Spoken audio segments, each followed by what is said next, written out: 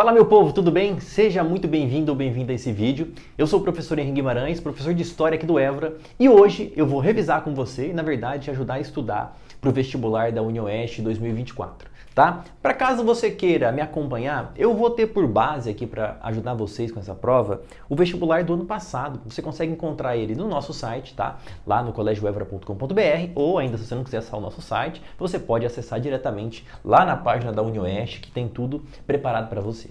Tudo bem? Então assim, meus queridos, antes da gente propriamente iniciar as questões, só para você ter uma noção comigo aqui e me acompanhar, eu irei realizar com você as questões 9, tá? A questão 11 e a questão 12. E o que a gente pode falar estritamente, tá? Sobre um padrão dessa prova. Professor, ela tem um padrão, ela tem um jeito de cobrar. Eu não sou do Paraná, professor, eu sou de outro local, outro estado, nunca fiz o vestibular da UniOeste.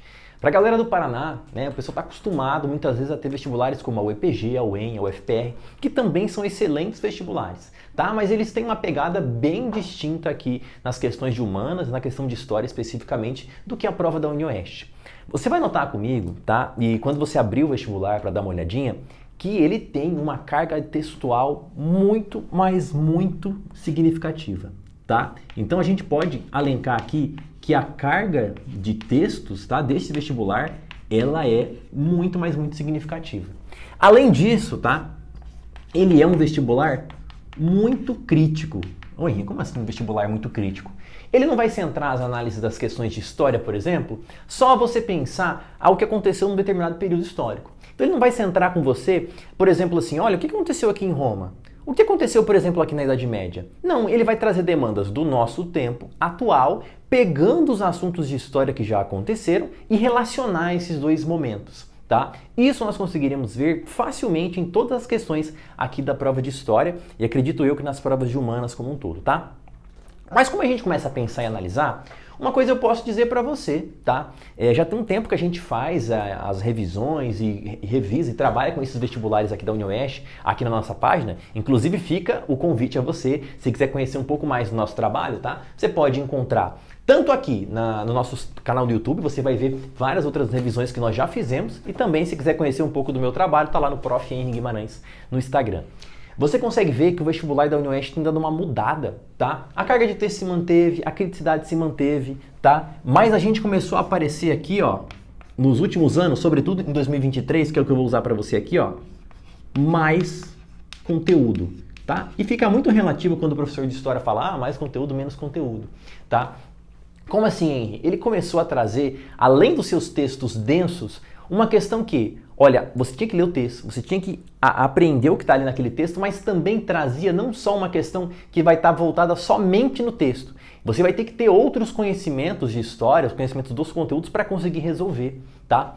Tanto que, vou te mostrar isso em algumas questões que a gente for resolver aqui. Então, como um caráter geral, se prepara para fazer o UniOeste que você vai ter que ler bastante, tá? A vantagem que a gente tem é que a prova é dividida, né, em períodos, em manhã e tarde, e aí você consegue ter um respiro ali para conseguir fazer as questões, tá? Mas, de novo, prova de história, atenção aos textos. Vamos à resolução?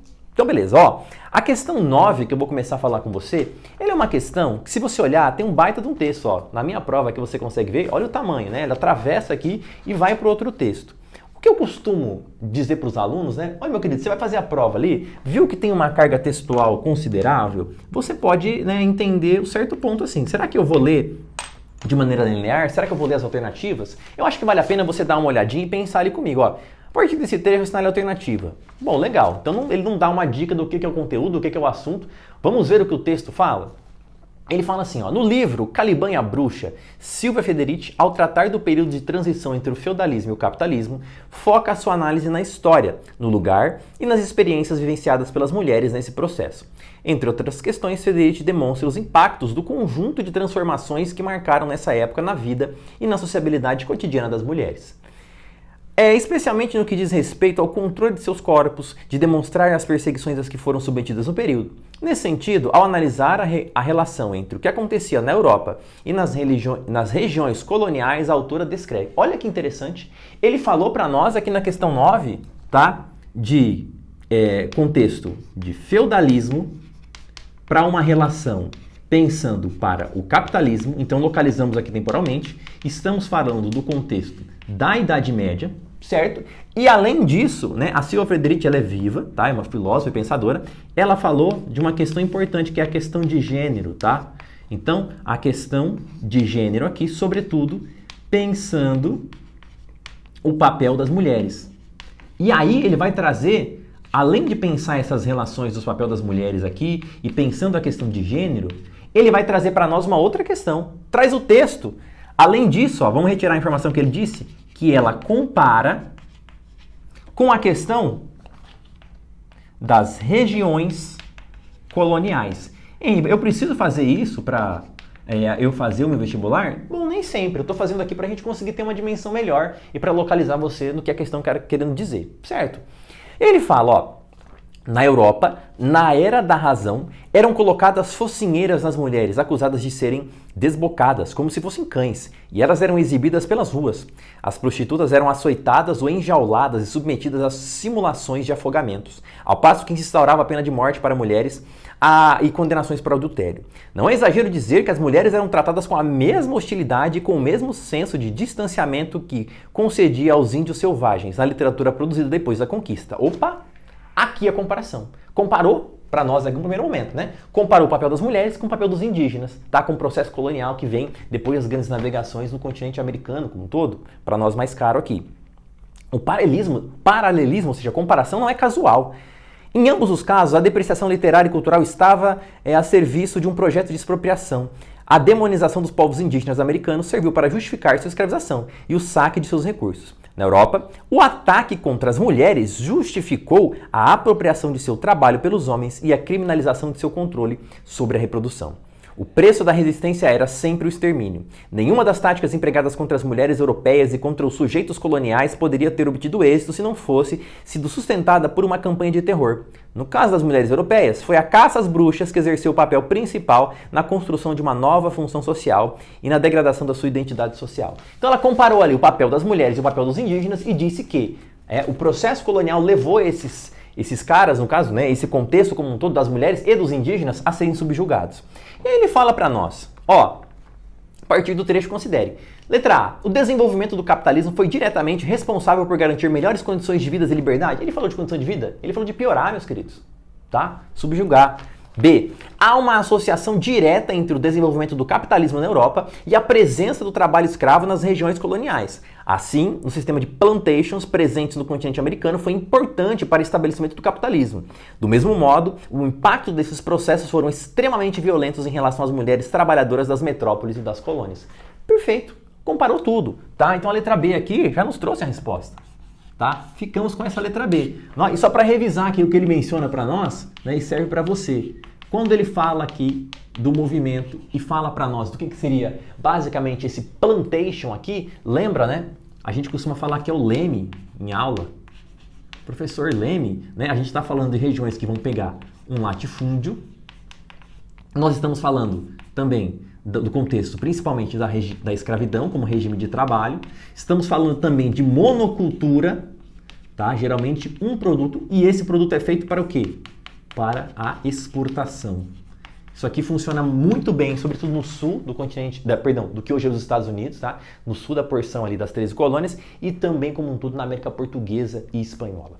Beleza? Então a letra B fechou para nós a resposta. Se você olhar a C e a letra D e E, primeiro, a E ela fala que todas são corretas, não dá. A C ela fala assim, ó, lá no finalzinho, nenhuma semelhança entre as experiências das mulheres e das pessoas que vivem em condição de escravidão. Não, é toda a semelhança. D, para ela no caso, tá? Ela fala, as mulheres não ficavam totalmente imóveis, não exerceram resistência. Na D, não, teve resistência, ela falou no texto. Tá? Então aqui uma questão que, embora você precisasse de mais assuntos e mais questões para envolver, o texto ele nos estava dando também um indicativo sobre a resposta.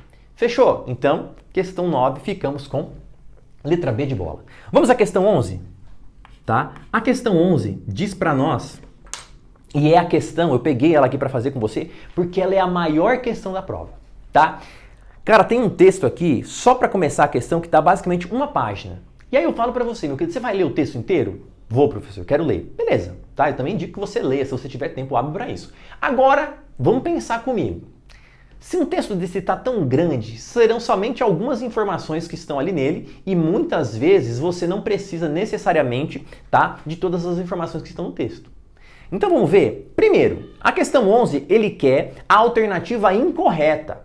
Bom, se ele quer a alternativa incorreta, nos facilita um pouco, tá? Porque boa parte serão corretas e obviamente vai ter alguma coisa talvez que foge um pouco à regra, tá? Sobre esse contexto. E aí ele fala, por exemplo, aqui, né? Voltando ao texto. Recentemente, o Brasil e o mundo foram diretamente afetados por uma pandemia de SARS-CoV-19 que impactou diferentes esferas da vida social e a ocorrência das epidemias e pandemias não é uma novidade na história, pois em outros momentos situações semelhantes aconteceram. Um exemplo foi a peste negra, que atingiu muito diretamente a Europa no século XIV e causou a morte de mais de 50 milhões de pessoas. No que diz respeito ao Brasil, estudos científicos têm indicado que a Amazônia, em razão do constante desmatamento, pode ser berço de futuras epidemias ou pandemias. Neste sentido, segundo a reportagem publicada pela revista Exame, e aí ele traz o texto para nós.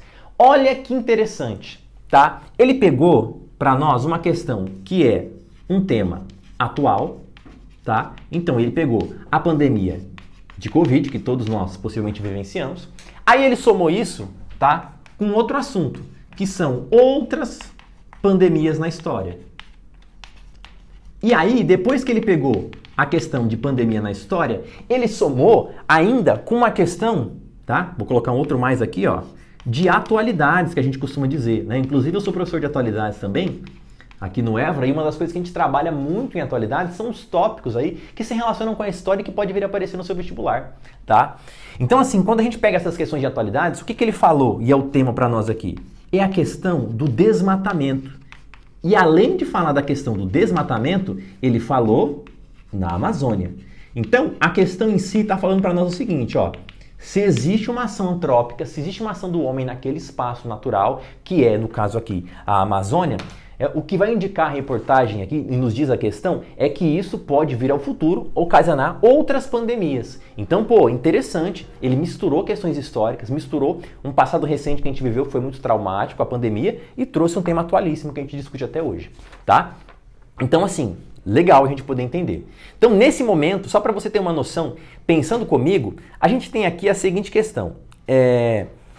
Faz alguns anos que a ciência tenta explicar como a floresta amazônica, a região de maior biodiversidade do planeta até hoje, ainda não foi berço de uma epidemia. Pelo menos nos últimos 50 anos, as perturbações do homem com a mata, principalmente em relação ao desmatamento, intensificaram cada vez mais.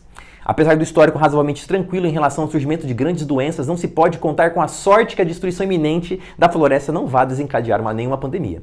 Os cientistas já alertam isso há algum tempo, mas a pandemia de Covid aumentou a urgência de um debate público sobre preservar a Amazônia.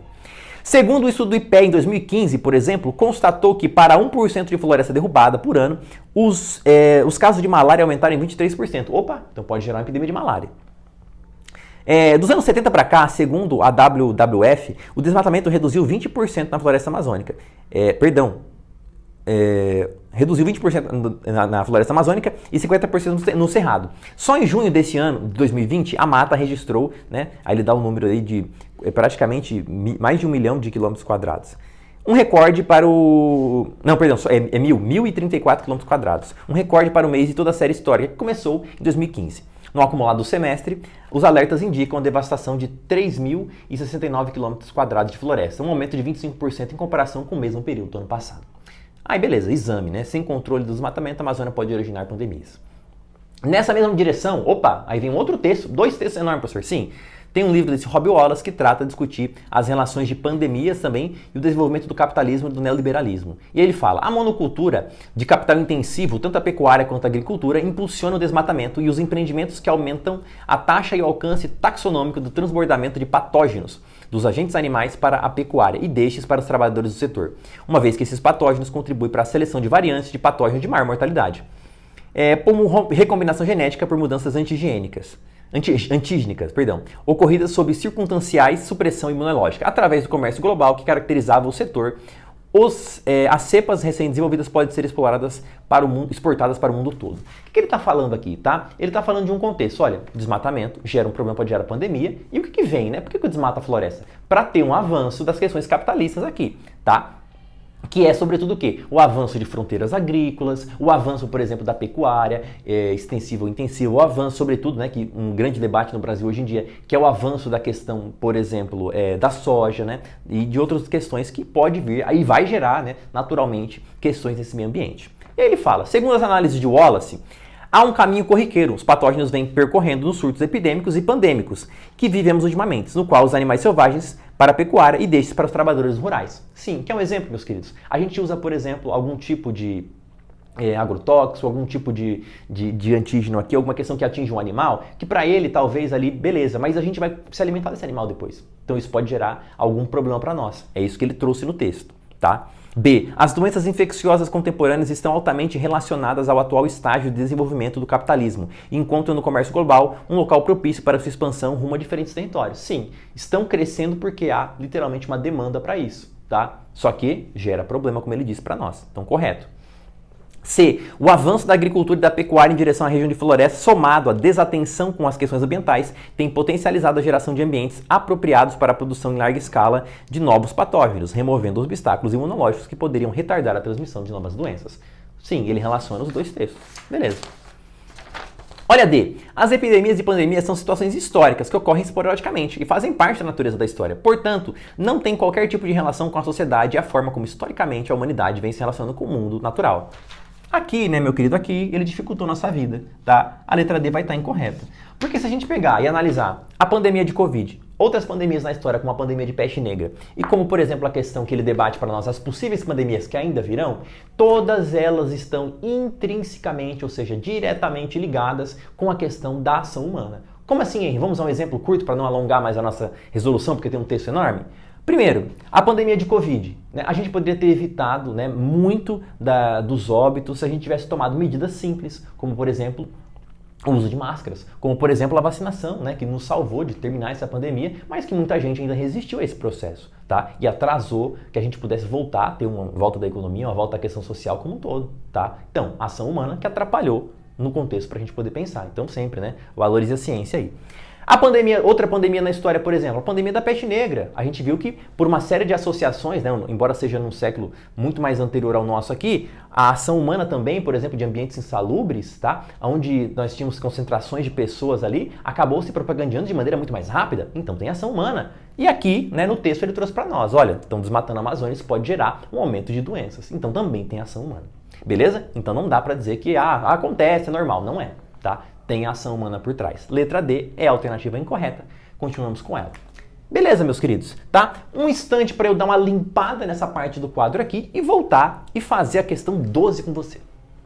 Voltamos. Olha, queridos, questão 12. Professor, você fala mais uma questão de pandemia, o que está acontecendo? Você escolheu de propósito? Não, eu escolhi a questão 12 para te mostrar, tá? Não só por ela ser de pandemia, que a associação da resposta da questão 12 podia estar na 11. E além disso, a questão 12 é a questão mais curta e foge um pouco do padrão da prova da UniOeste, tá? De que é de ter textos muito longos.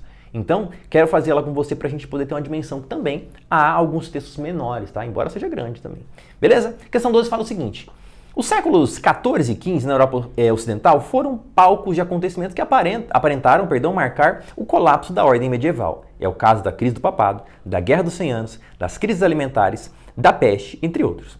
Tem pouco tempo, os historiadores costumavam utilizar expressões como outono da Idade Média ou ainda crise do sistema feudal para designar o conjunto desses acontecimentos. O que ele está falando basicamente, né? Você já deve ter estudado isso aqui quando a gente começa a analisar. Né? A gente falava, né, e os livros ainda trazem boa parte, os vestibulares também, é a chamada crise, tá, do século XIV. Ou a crise da Idade Média, como ele chamou aqui. Tá?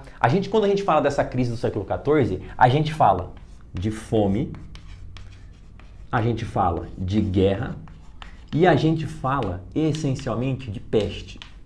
Tá? Então a gente fala da peste negra, a gente fala, por exemplo, da guerra, principalmente da Guerra dos 100 Anos, e a gente fala de fomes, né, que seriam provocadas por questões naturais, né, que também estão envolvidas, sobretudo, com a ação humana nesse processo.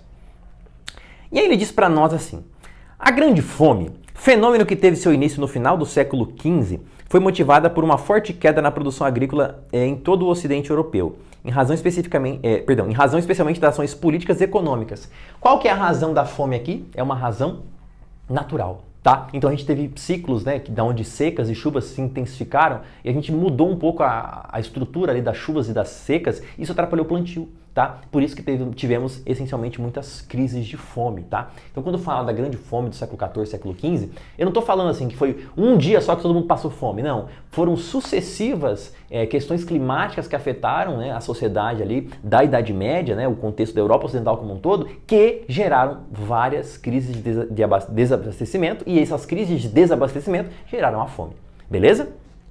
Então não pode ser a questão A. Letra B. A peste chegou ao Ocidente Europeu aproximadamente a partir de 1347.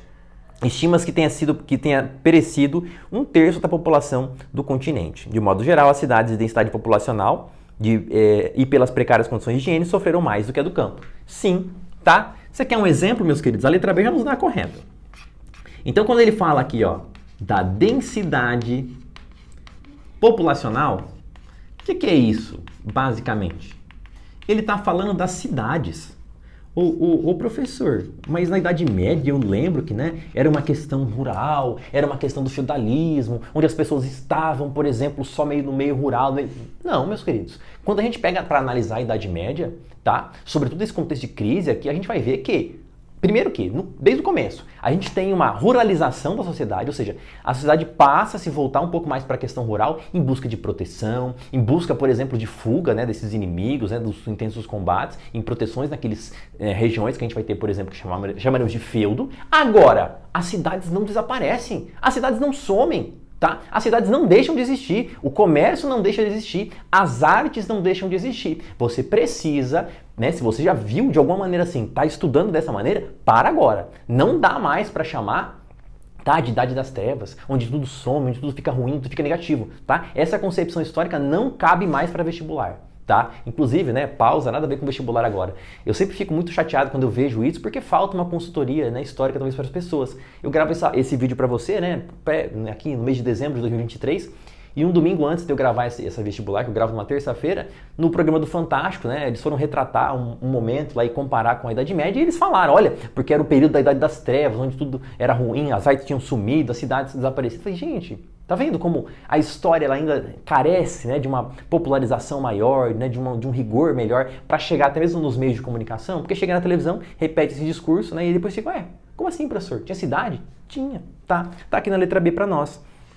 Sobretudo porque tínhamos, além disso, precárias condições de higiene, a gente sofre mais naturalmente porque há uma disseminação maior das doenças aqui. Quer um exemplo? A resposta disso aqui da letra B estava na questão 11 que a gente fez, estava naquele texto, tá? Falava sobre as epidemias. Além disso, tá? Ela é uma questão muito atual e ela é pegada mesmo, a UniOeste gosta disso, por quê?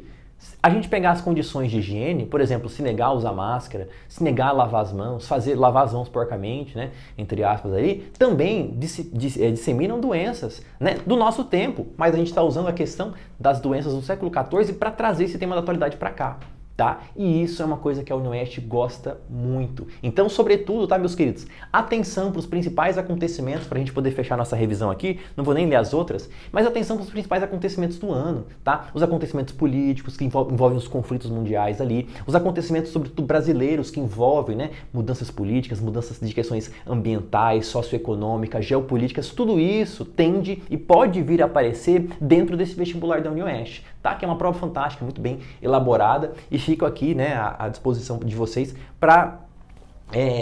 espero que essa aula também tenha sido, né, de fato, um acontecimento histórico na vida de vocês, tenha ajudado e sirva para uma revisão para essa prova da UniOeste. Beleza? Eu desejo de coração para você uma excelente prova, tá? Agora no mês de dezembro. Foi um prazer ter você aqui conosco, né? E lembra sempre, dá aquela moral, curte o nosso vídeo aqui, deixa um comentário pro prof, tá? Vai lá nas nossas plataformas sociais, né? Tanto no Instagram quanto no TikTok, segue que a gente está sempre postando e anunciando novidades por lá. Grande abraço, até a próxima, falou!